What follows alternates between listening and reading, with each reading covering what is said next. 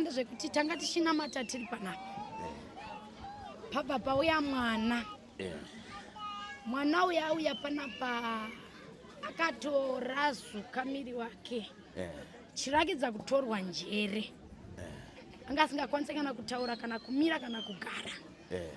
Mwana uyu ndobva asvika pano. Wabva wasvika ukatikumbira kuti tibatsire chi? Mwana. Ndobva tatanga kubatsira mwana. Tiri pakubatsira mwana, mbuya wemwana wabva wasvika papi? Pano. Oho. Tiri kunotarisa chinopinwa mumatare. Mbuya vane chiti vane zvavanoita pamuzukuru. Vane mabatsiro avanoitochi?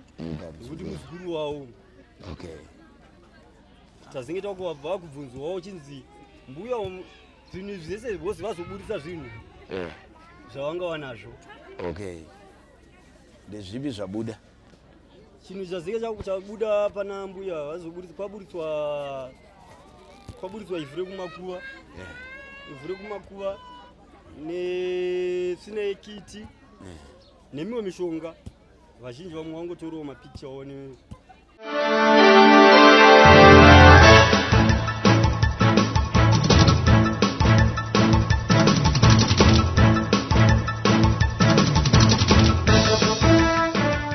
Kugamuchira kwatiri kuita vatari veSly Media TV kuno kwatiri kuUnity N muna First Street kune chiitiko chaitika chinoshamisa chekuti kuna amai vabatwa vane zvakasiyana siyana zvavanga vanazvo mumabhegi mavo mushure mekunge muzukuru wavo anga achirwara. Nyaya iyi chaifambira asi tasvika zvinhu zvacho zvatopera asi takwanisa kutaura nevabatsiri vaita kuti mwana uyu aite zviri nani uyezve nevamwe vaona chiitiko ichi mumaziso avo vakatiudza zvaitika. Tatadza kuti titaure nemhuri idzi sezvo vakamirira vehukama asi inzwai zviri kutaurwa kuno zvaitika nhasi uno zviri kuita kuti vanhu vaungane zvavakaita vaite chaunga zvavakaita izvi. Zvinoreva kuti vese vanga vauya kuzoona zviri kuitika pano panzvimbo. Vanhu veSly Media TV kazhinji panoitika chinenge chaitika vanhu vanongogara vatibata vane namba dzedu vanotibata tomhanya tichiuya. Saka tanzwa zvaitika kunoko. Saka titange taziva kuti tiri kukurukura nani uyezve munoshandira kupi. Ini ndinoitwa Madzimai Maria. Ndinobatsirira vanhu pano.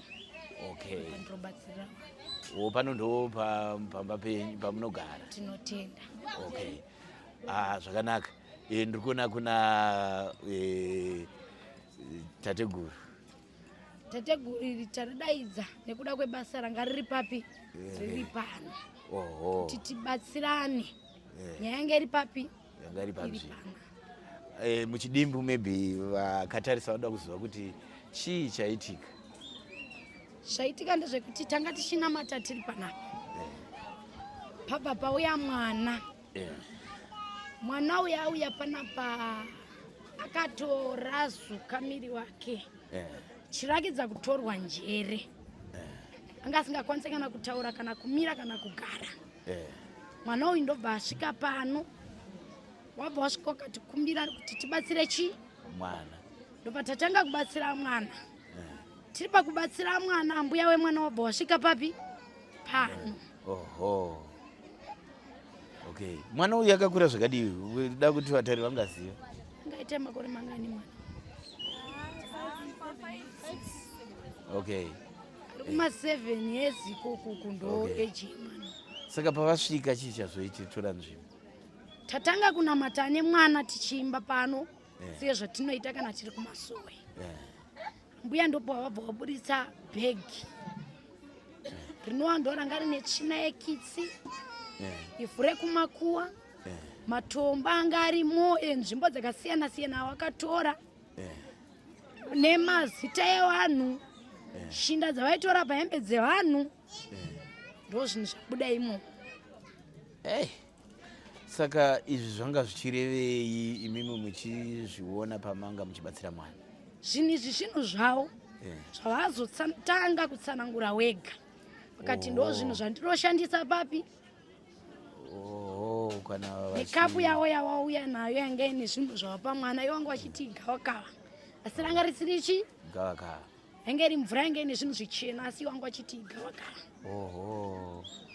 Saka zvazofamba sei apa kumwana tichitarisa futi kuna ambuya tabatsira mwana izvezvi mwana ato right zvasarira kure asi mwana atochi right kugara izvezvi mukatoenda mbako akagara mwana akagara atodya angasadyi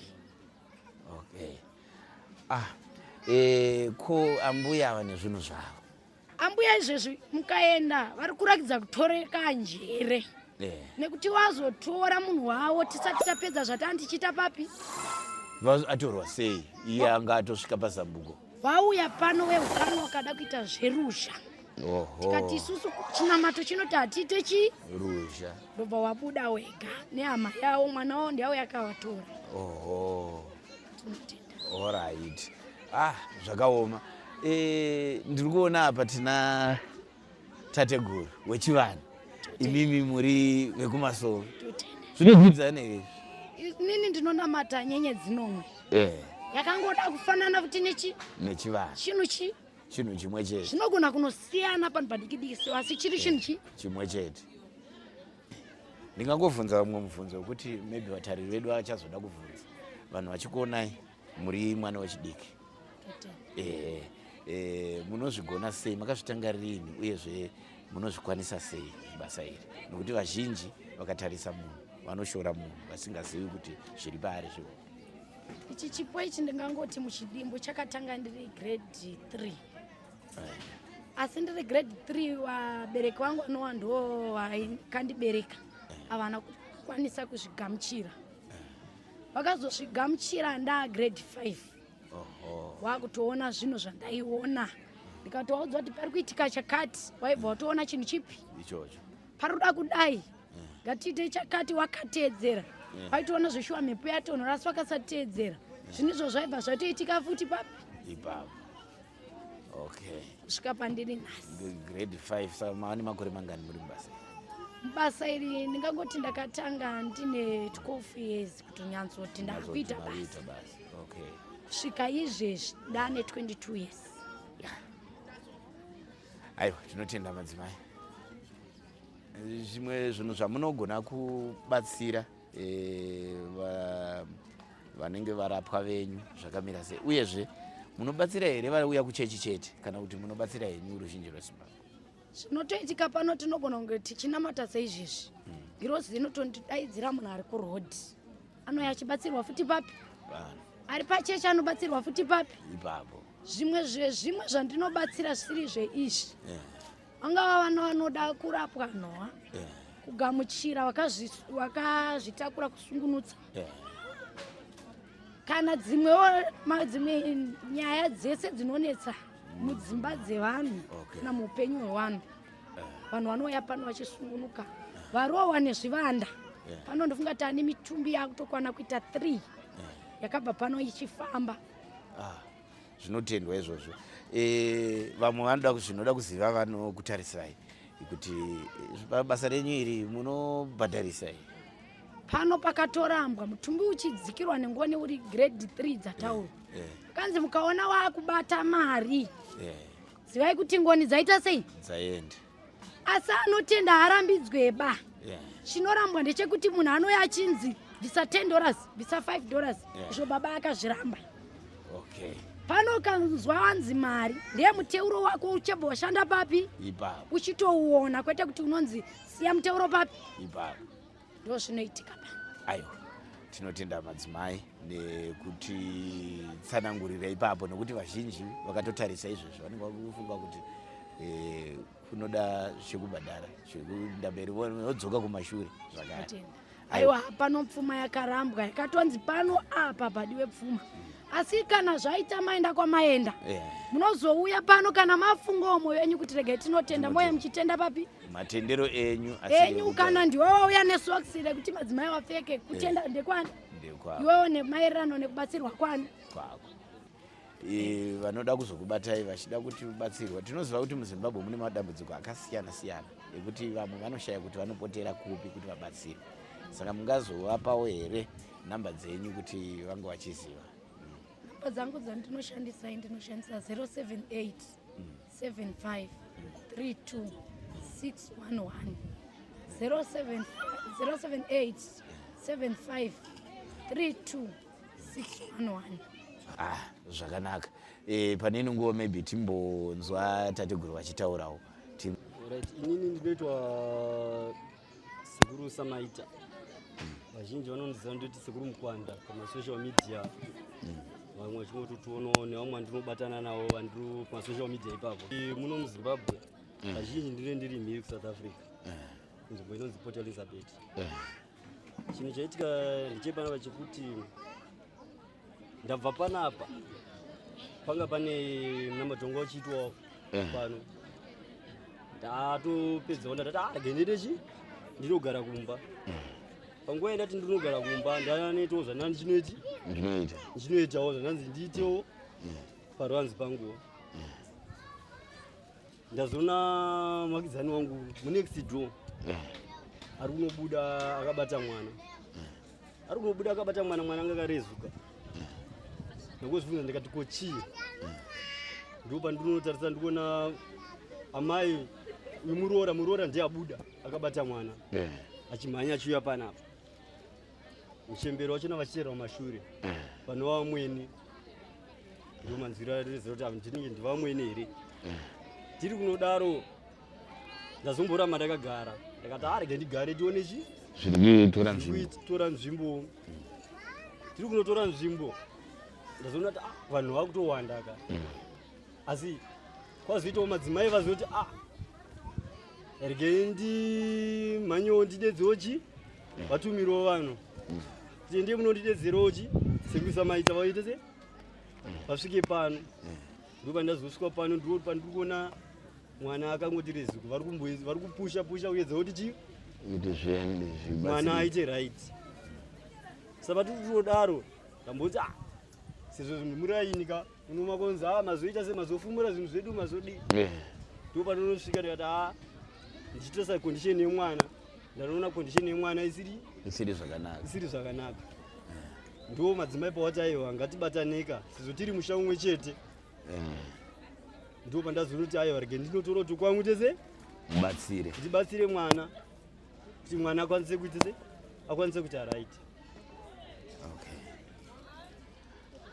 Saka sekuona kwenyu imimi manga muchibatsira mwana zvinhu zvanga zvitokonzereswa ipapo pamba kana kuti ndikumokwa zvavo? Tiri kunotarisa chinopindawo matare. Mbuya vane zvavanoita pamuzukuru. Vane mabatiro avanoita kuti muzukuru wavo. Tazinge takubva kubvunzwawo chinzi mbuya zvinhu zvese vose vazoburitsa zvinhu zvavanga vanazvo. Ndezvipi zvabuda? Chinhu chazinge chabuda pana mbuya kwaburitswa ivhu rekumakuva. Ivhu rekumakuva nesinekiti nemimwe mishonga. Vazhinji vamwe vangotorawo mapikichawo ndiro zvimwe zvinhu zizere zvimwe zvizhinji zvabuda. Tikati tingangotaura zvinhu zvisipo asi zvinhu zviripo. Zvatorwawo mavhidhiyo nevatorawo mishonga yavo yavanga vaburitsa. Zvazoita kuti tinge chiramba tiwabvunza kuti zvinhu zvimunozvishandisei. Mbuya vazinge vakusanangurawo zvinhu izvi mashandisiro avanozviita vachiteedzera kuti mandiurayira motikari yangu. Motikari tazovabvunza kuti ko motikari yamunoreva kuti motikari angava mwana akaiwa wata se mwana uye angakupengawo akurwara. Imi semaziro enyu tsvina yekitsi nevhu rekumakuva zvinoshandei mukuziva kwenyu? Semazivo angu andinoita ivhu rekumakuva harina kutonaka netsvina yekiti. Zvinofambidzana nevanhu vanoshereketa. Hapana paunganogara nevhu rekumakuva mumba. Zvindi zvako zvingavazvei. Zvakanaka. Aiwa, tinotenda. Regai tizame kuzokurukurawo nevamwe vaita witness pazvirongwa izvo vanoda kutaura nesu tiri hedu kumachetoko tichikurukura nevanhu. Asi ndanchida kuti mese musiyewo manhamba dzenyu kuitira kuti vanoda kubatsirwa vakubatewo pafoni. Alright.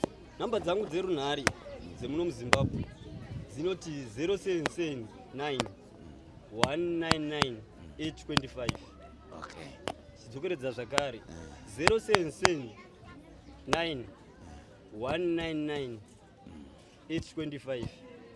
Dzimwe dzekusouth Africa vanoda kundibatawo vamwe vari mhiri kazhinji dzimwe nendiri mhiri kunova kunonzi kuPort Elizabeth muSouth Africa dzinoti 077 666 869 077 666 869 dzinova nhamba dzekusouth Africa. Regai wane nguva yekukurukura nevamwe vaita vaona chiitiko ichi tinzwe kuti vanoti kudi.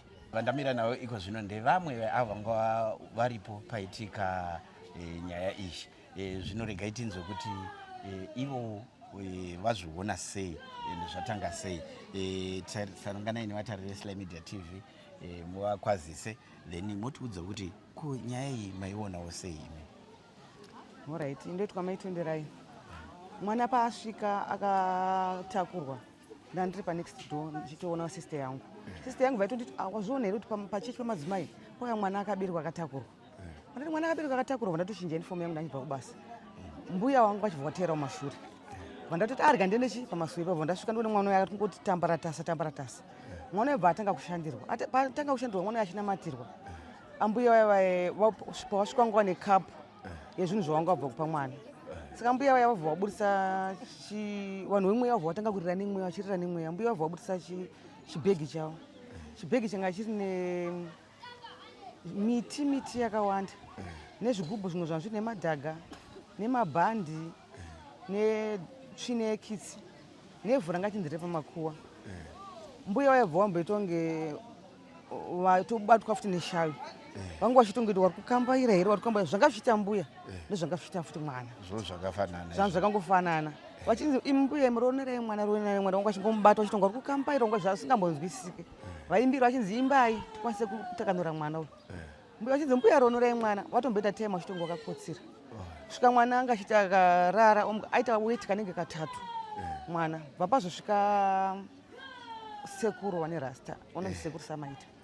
Sekuru Samaita bva watanga kubatsirana. Pekutanga vanhu vatanga kubatsirana watanga kungosvika vambodzokera mumba kwavo. Bva wazodzoka futi ndopa watanga kubatsirana namadzimai. Vachitanga kubatsirana kudhara vachitanga kubatsirana kudhara.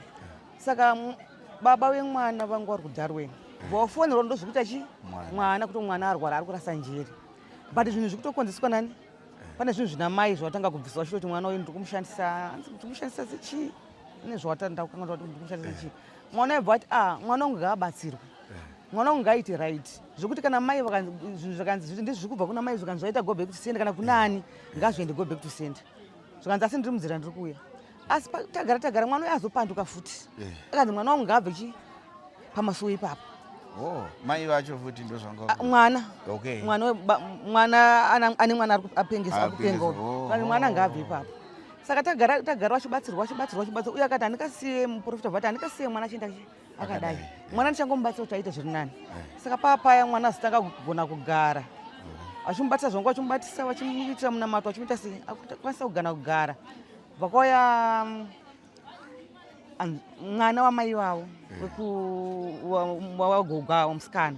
Ndopazoti matara aifanira kunge abatsirwa kupi kumba uku. Zvakana madzimai aiva asina ina handisiri ndaita kuti vanhu vauye panapa. Vanhu vauya wane urwere wavo. Ava mbuya vazenga kubvujunura zvinhu zvavo vega zvanhu zvakazara mumabhegi. Okay. Imimi sekona kwenyu inyaya iyi ine uroi mukati, ine kubata mukati. Maonero enyu. Mbuya vanoshereketa. Nekuti vazenga kuti una madzimai ada kukuuraya.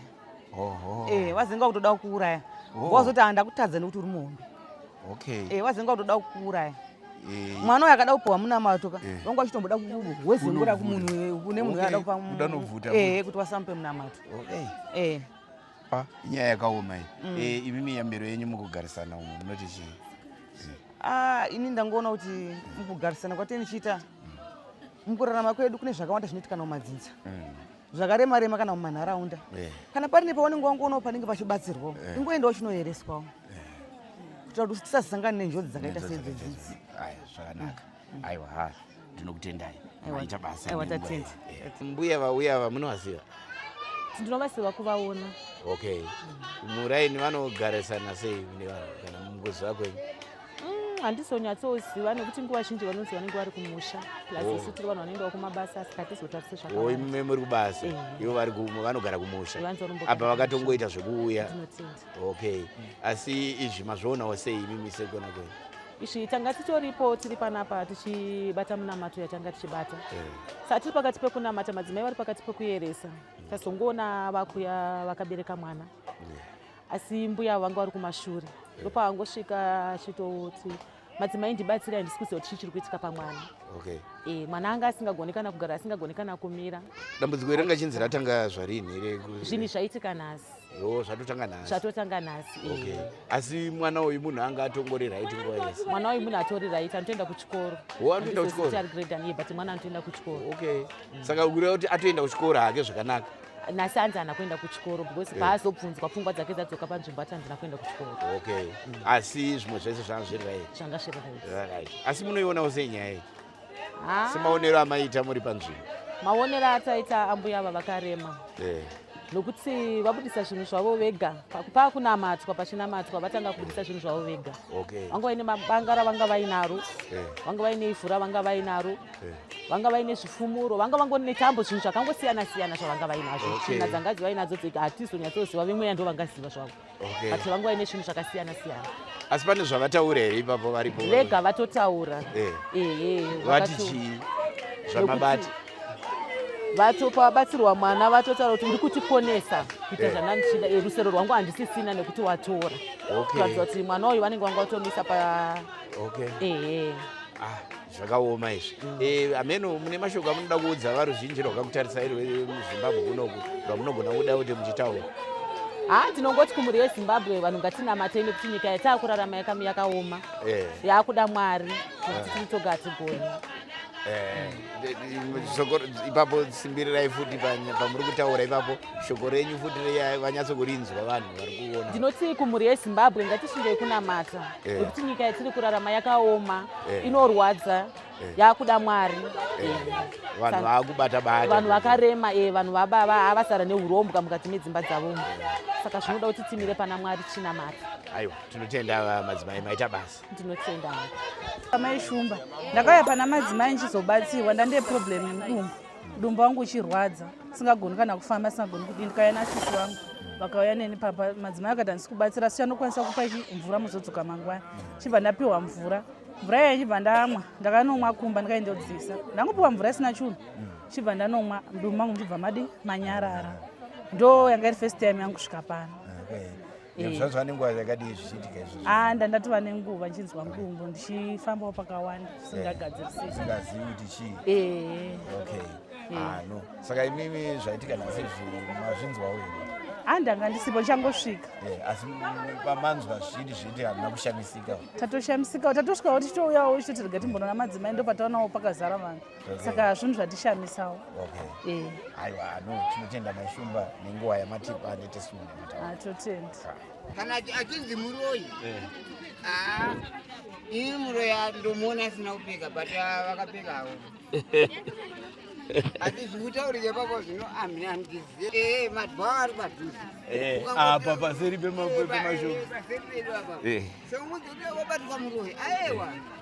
Vamwe unongori mudzimu wake. Ndiyo nyaya yatanga tinayo vatariri Sly Media TV. Naizvozvo handizivi munozviona sei, zviriko here kwenyu izvi. Tomirira kunzwa kwamuri kuti mutaure kuti munozvionawo sei, muono wenyu nepfungwa dzenyu panyaya iyi. Anokoneka indi Simba raShe Okwazvidza, ndichionekera Daniel Kachera akabata kamera.